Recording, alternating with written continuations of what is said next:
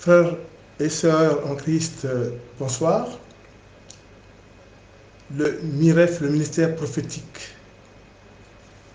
pour le renforcement de la foi chrétienne de frère Sari, évangéliste et de la servante Marie Bénie, est heureux de vous présenter, maintenant que nous sommes sur la page Facebook, notre deuxième sujet d'évangélisation.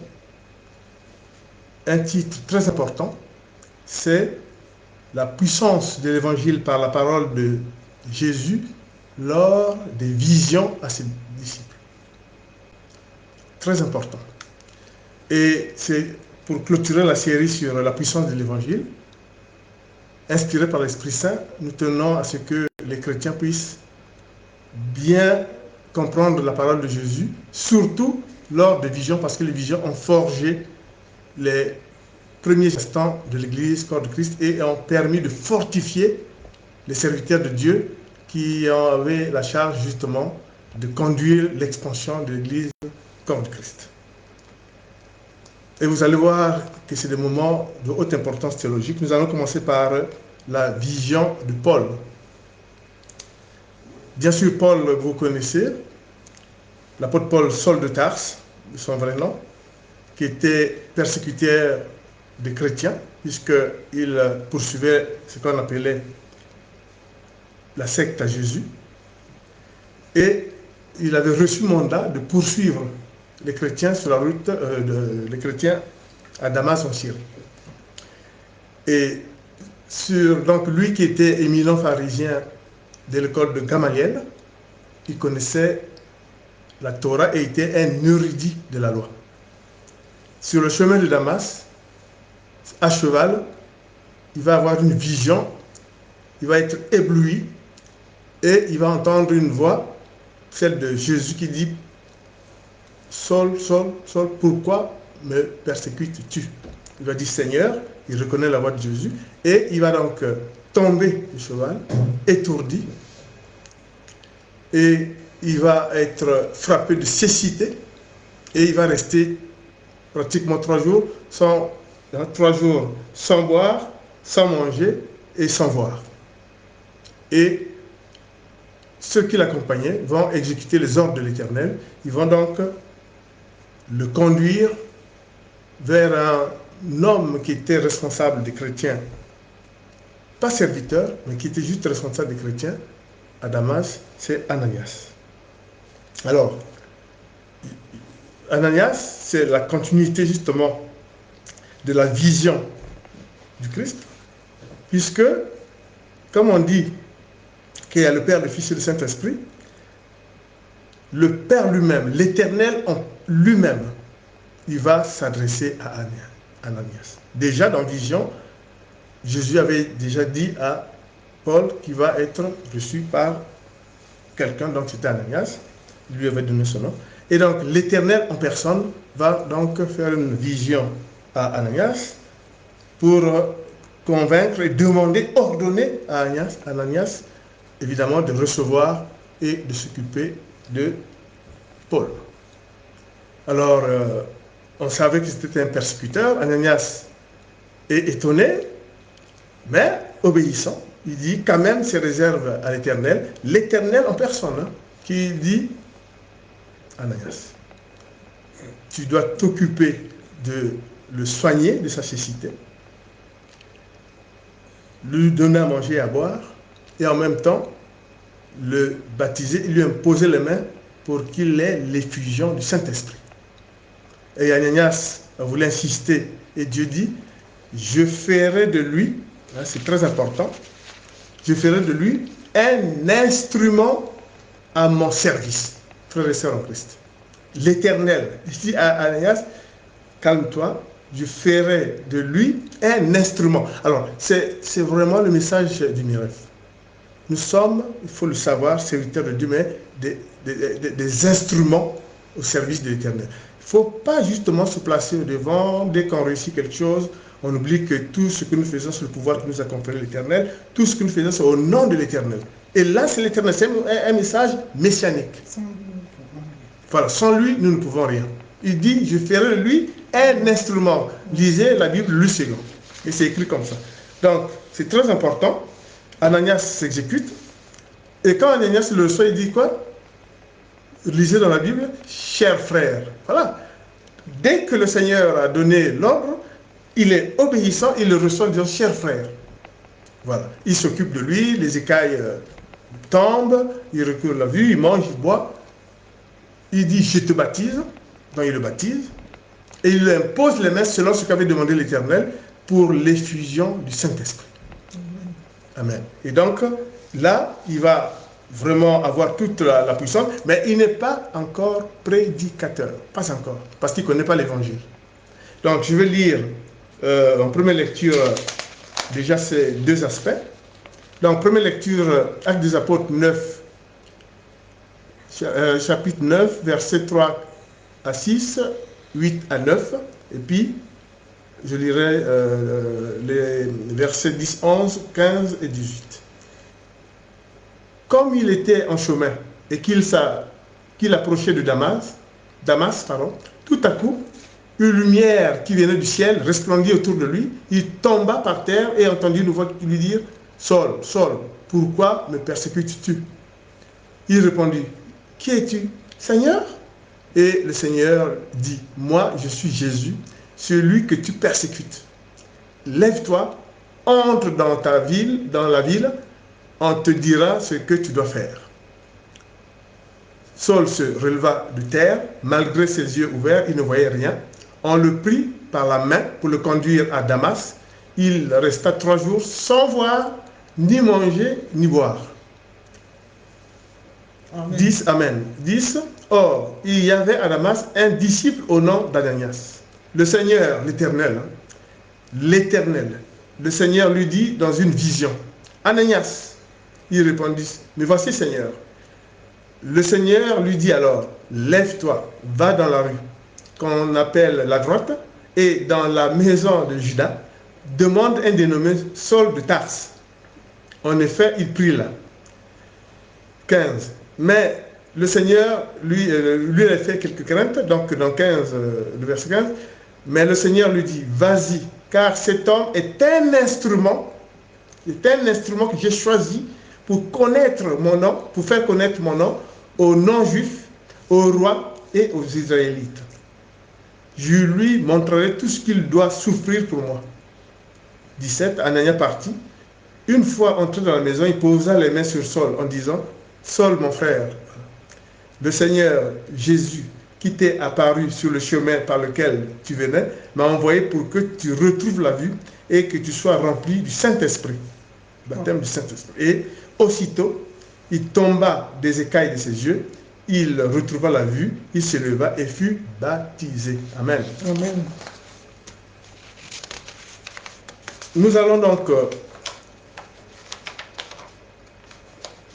voir un deuxième aspect qui est le fait que une fois que donc Paul va être baptisé par Ananias, il va y avoir des problèmes avec les pharisiens qui vont se dire quel retournement. Mais comme il avait la puissance divine, il va continuer son œuvre en attendant d'être formé par Jésus lui-même, comme il va nous le dire. C'est les récits de Paul. Il a eu 3 visions et beaucoup de révélations par lesquelles le Seigneur va entièrement le former. Lui-même, il le dit, il connaissait la Torah, mais il ne connaissait pas l'Évangile. Et donc, Paul va développer une grande foi par son contact avec le reste du groupe, mais il a reçu l'Évangile directement de Jésus par révélation et par vision. Et lui-même, on va lire tout à l'heure, il affirme avoir reçu 3 visions et plusieurs révélations. Et tout cela va faire de lui un prédicateur hors pair, bien sûr, après Jésus. C'est le premier prédicateur, c'est Jésus. Mais il va devenir un prédicateur de nations païennes, conformément au mot que Dieu avait dit, je ferai de lui un instrument pour effectivement porter ma parole et convertir les païens. Donc, Paul va devenir donc Paul que nous connaissons, éminent évangéliste, éminent prédicateur, apôtre du Christ. Et Paul va nous donner des leçons très importantes. C'est la puissance de l'évangile. Il va dire, l'évangile forge la foi. C'est la puissance de l'évangile.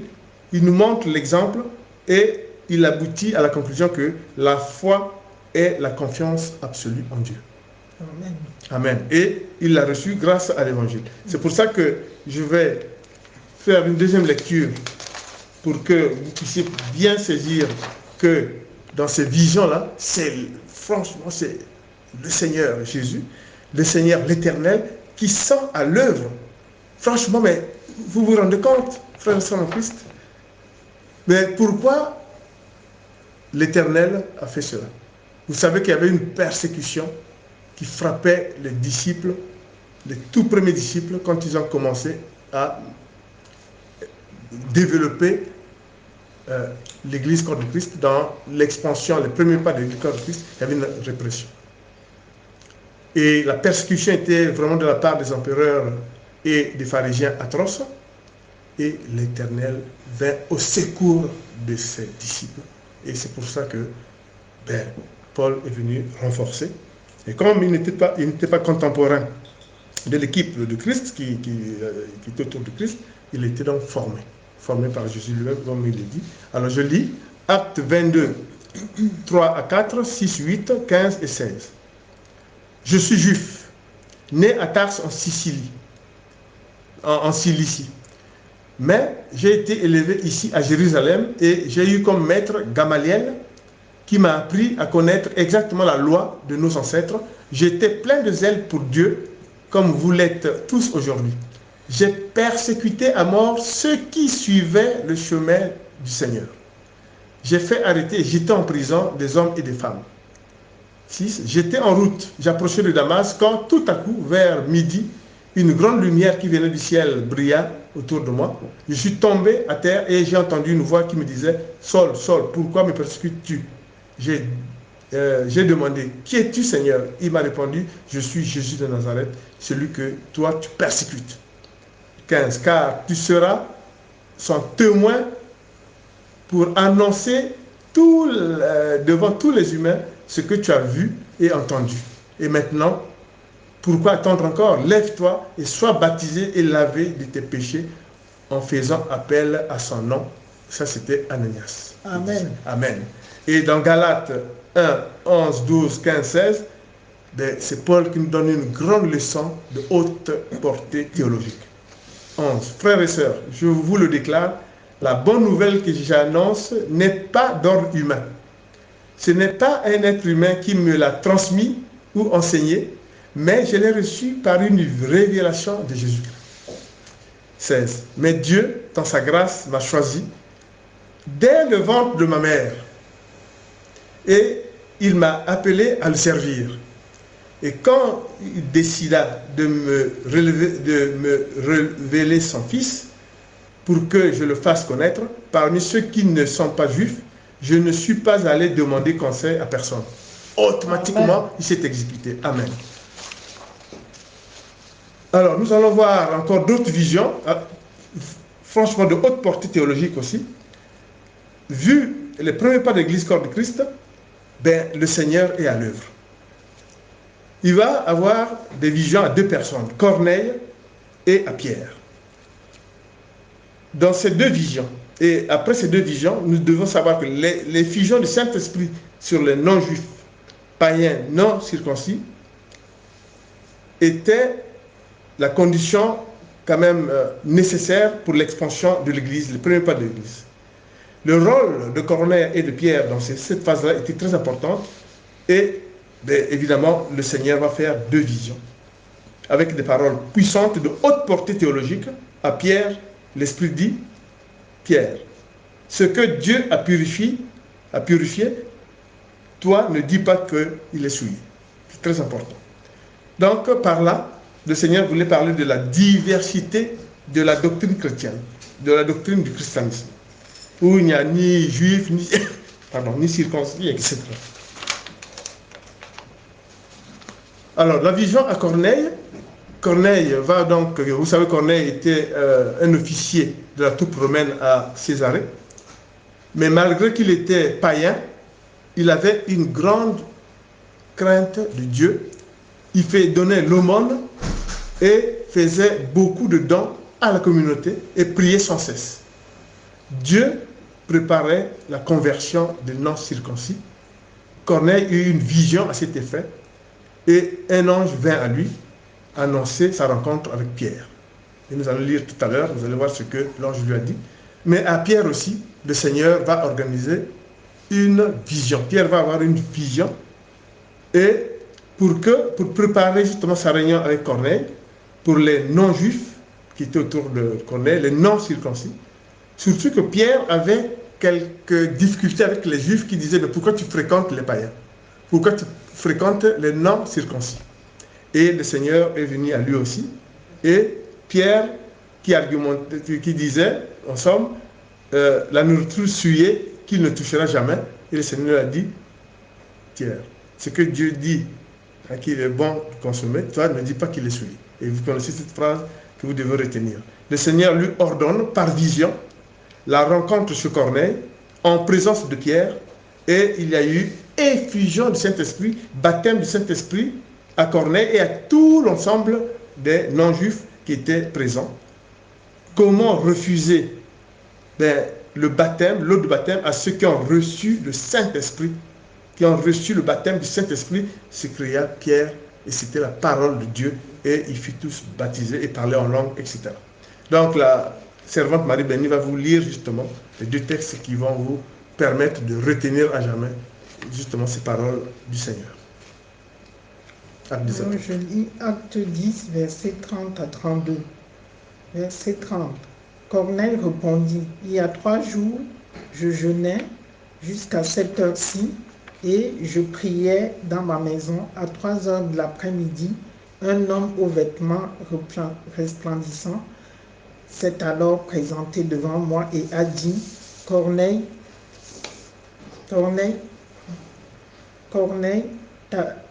ta prière a été exaucée et Dieu s'est souvenu des dons que tu as faits. Envoie donc quelqu'un à Jaffa et fais venir Simon, surnommé Pierre. Il est logé dans la maison de Simon, le tanneur, près de la mer. Lorsqu'il sera venu, il te parlera. Amen. Amen. Je lis Acte 10, versets 28, 34, 35, 44 et 46. Je lis la parole de Dieu. Verset 28. Vous savez, leur dit-il, qu'il est interdit à un juif de se lier à un étranger ou d'entrer chez lui. Mais Dieu m'a montré qu'il ne faut déclarer aucun être humain souillé ou impur. Verset 34. Alors Pierre prit la parole et dit, en vérité, je reconnais que Dieu ne fait pas de favoritisme. Verset 35. Et que dans toute nation, celui qui le craint et qui pratique la justice lui est agréable. Verset 44. Pierre parlait encore quand le Saint-Esprit descendit sur tous ceux qui écoutaient la parole. Verset 45. Tous les croyants circoncis qui étaient venus avec Pierre furent stupéfaits de ce que le don du Saint-Esprit était déversé même sur les non-juifs. Verset 46. En effet, ils les entendaient parler en langue et célébrer la grandeur de Dieu. Amen. Vraiment, quelle parole de haute importance théologique. Tout le monde est accepté. C'est ça la doctrine chrétienne. Il n'y a ni esclave, ni maître, ni homme, femme, ni circoncis, non circoncis. Tout le monde est accepté. C'est la base de la doctrine chrétienne. Nous allons voir aussi une vision. Alors, celle-là est particulière, c'est la transfiguration. Qu'est-ce que ça nous enseigne? Jésus était donc avec ses disciples et à un moment donné, il va monter au ciel dans une vision et les disciples qui étaient avec lui vont effectivement le voir avec Moïse et Élie. Donc, par la transfiguration, beaucoup de chrétiens se posent la question, mais pourquoi cet épisode est dans la Bible. Nous allons vous dire pourquoi. Jésus nous révèle ce qui adviendra à la fin des temps, au moment de l'enlèvement. Il montre sa puissance. Comment on s'élève, donc l'enlèvement, comment on s'élève vers les cieux. Mais quel aspect prendra nos corps? Et ça, nous allons voir que Paul va nous le décrire aussi.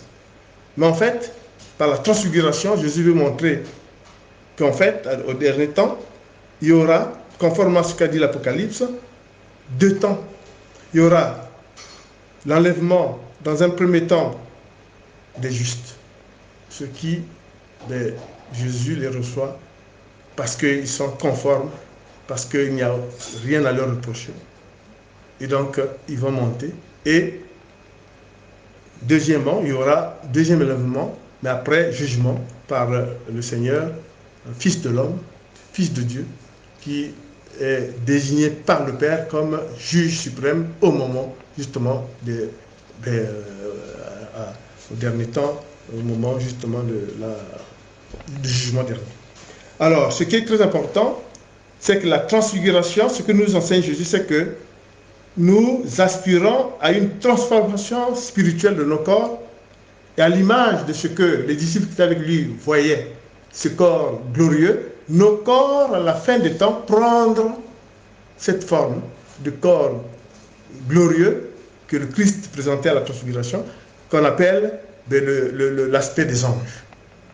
Très important. Et Jésus voulait, justement par la transfiguration, montrer tout ce qui se passera. Et en ayant Moïse, qui était mort 1000 ans avant, et en ayant plus de 1000 ans avant, et en ayant aussi Élie, qui était enlevé, c'est pour ça qu'il nous parle en fait de comment sera le dernier temps, l'enlèvement, comme Élie a été enlevé, et les justes sera le premier enlèvement, et puis les autres après le jugement, le deuxième enlèvement. Donc c'est très important.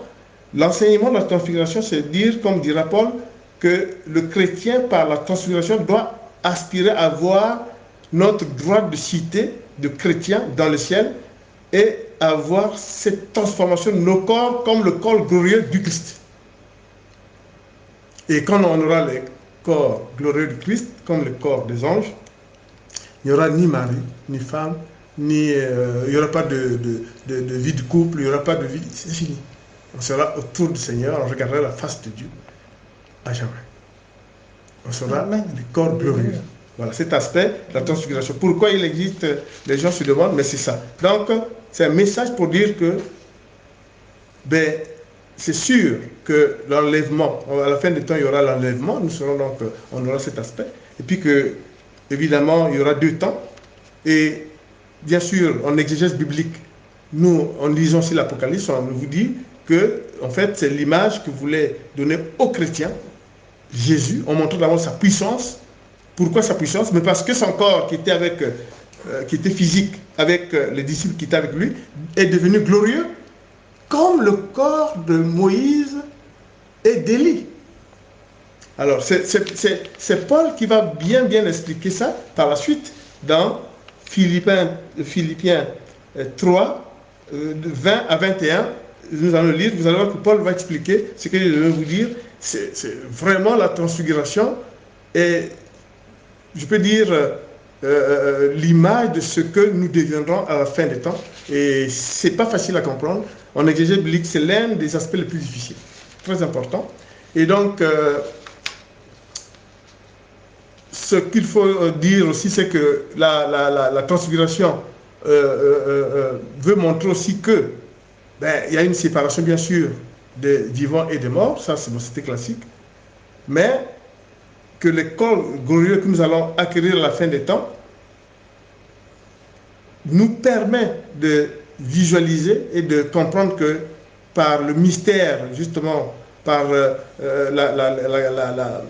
puissance de l'Éternel, nous aspirons à devenir comme les anges en adoptant leur corps glorieux.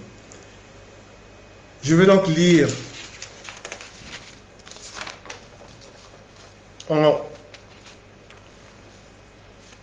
avant de lire, je vais d'abord parler d'une dernière rencontre, avant de faire une lecture terminale. c'est la rencontre de Jésus avec l'apôtre Thomas Didyme. Quel haut moment théologique. Jésus ressuscité va donc apparaître, alors que les portes étaient fermées, à ses disciples dans la chambre haute. Il dit que la paix soit avec vous. Quand il est arrivé pour la première fois, il n'y avait pas l'apôtre Thomas, Didyme. Il a soufflé sur eux pour leur dire « Recevez le Saint-Esprit ». Ils ont reçu à nouveau le Saint-Esprit, bien qu'à la Pentecôte, ils le recevront. Mais là, Jésus leur a dit « Recevez le Saint-Esprit » a soufflé sur eux. Et Thomas n'était pas là et a dit « Ah non ». Les autres lui ont dit « Non, le Maître, le Seigneur était là, le ressuscité avec nous. » Et il lui a dit « Tant que je ne vois pas ses blessures, si je ne mets pas ma main dans dans son côté, je ne croirai pas. » Donc, en quelque sorte, je ne peux croire que ce que je vois. Mais en fait, ce passage-là est mis là par l'Éternel pour nous forger dans notre foi, pour consolider notre foi, où il n'y a pas d'hésitation, il n'y a pas de doute qui doit prévaloir. On croit ou on ne croit pas. C'est très important. Pourquoi? Parce que l'apostasie, vous savez, l'apostasie a pris ça, a mis sur le dos de Thomas le fait que, vous savez, maintenant dans l'usage, on dit « Ah non, non, moi je suis comme Saint Thomas, je ne crois que ce que je vois. » Mais ce n'est pas tellement ça. Et Jésus, vous allez voir comment Jésus, pour la création, va donner son interprétation et sa leçon. Parce qu'ils ont voulu jeter au vindicte populaire Thomas, mais en fait, ce n'est pas ça. Thomas était un grand prédicateur en Inde, et il en est mort en martyr. Donc, la leçon majeure, c'est ça. Donc, Jésus revient une deuxième fois dans la chambre haute pour Thomas. Alors, il faut dire que Christ est bon. Il revient pour Thomas. Donc, ça, c'est vraiment pour vous dire qu'il dit, Thomas, mets ta main, puisque tu as douté avant de croire. Et Thomas, bien sûr, ayant mis sa main, et Thomas va faire preuve d'obéissance et de croyance. Il va dire, mon Seigneur, mon Dieu.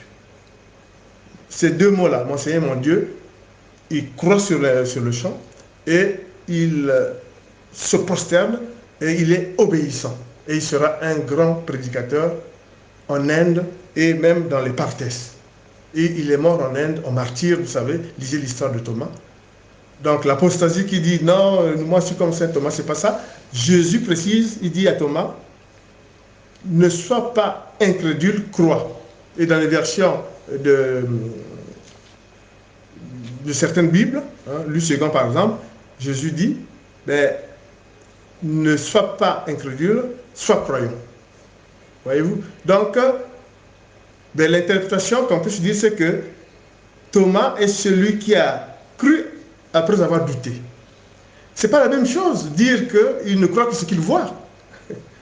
L'apostasie, c'est « Ah non, moi je suis comme Saint Thomas, je ne crois que ce que j'ai vu ». Jésus lui-même dit à Didyme, il dit « Ne sois pas incrédule, crois ». Et Didyme a cru. Donc, on peut dire qu'il n'y a que deux camps, comme dit Jésus, ou on croit ou on ne croit pas. Et par l'épisode de Didyme, là, c'est en fait un épisode qui veut, Jésus l'a mis là pour nous forger, pour nous dire que, ou on croit ou on ne croit pas. La foi est intangible. On croit ou on ne croit pas, il n'y a pas d'à peu près de... Voilà. Donc, en rappelant que Didyme fut un grand prédicateur en Inde, de la parole de Dieu. Il a créé beaucoup de choses. Il est mort en martyr en Inde. Je vais faire la dernière lecture. Luc 9, par rapport à la transfiguration, 9, 29, 32, 34. Pendant qu'il priait, l'aspect de son visage changea et son vêtement devint d'une blancheur éclatante. Voici que deux hommes s'entretenaient avec lui, c'étaient Moïse et Élie, apparaissant dans la gloire. Ils parlaient de son prochain départ qui allait s'accomplir à Jérusalem. Pierre et ses compagnons étaient accablés de sommeil, mais restaient éveillés. Ils virent la gloire de Jésus et les deux hommes qui étaient avec lui. La gloire, c'est-à-dire l'aspect du corps glorieux. C'est ce que je venais de vous expliquer. Il parlait encore, dans 34, il parlait encore quand une nuée vint les couvrir et les disciples furent saisis de frayeur. en les voyant disparaître à nouveau dans la nuit. Et Jean, par rapport à Thomas, Jean 20, 24, 25, 27, 29, 24, Thomas, appelé Didyme, l'un des 12, n'était pas avec eux lorsque Jésus vint. Les autres disciples lui dirent donc, nous avons vu le Seigneur, mais il leur dit, si je ne vois pas dans ses mains la marque des clous, et si je n'y mets pas mon doigt, si je ne mets pas ma main dans son côté, je ne croirai pas. Puis il dit à Thomas, Jésus, puis il dit à Thomas, avance ton doigt ici, regarde mes mains, avance aussi ta main et mets-la dans mon côté. Ne sois pas incrédule, mais crois. Ne sois pas incrédule, mais crois. Thomas lui répondit, mon Seigneur et mon Dieu, ce que vous disiez, mon Seigneur, mon Dieu. Jésus lui dit, parce que tu m'as vu, tu as cru. Heureux ceux qui ont vu, ceux qui n'ont pas vu, mais qui ont cru. Voilà. Donc Jésus nous donne la vraie version anti-apostasique.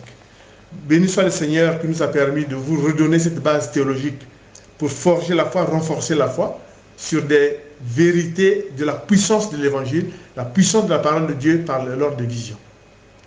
Seigneur, nous te remercions de nous accompagner tous les jours dans cette œuvre. Nous sommes tout à fait reconnaissants, Seigneur, de nous avoir permis d'aborder des sujets pour expliquer cela à l'ensemble des chrétiens. Sois béni, Seigneur, car ta miséricorde sans cesse nous permet de nous faire tout petits devant toi, Seigneur, car nous sommes pauvres pécheurs. Béni sois-tu, Seigneur. Amen.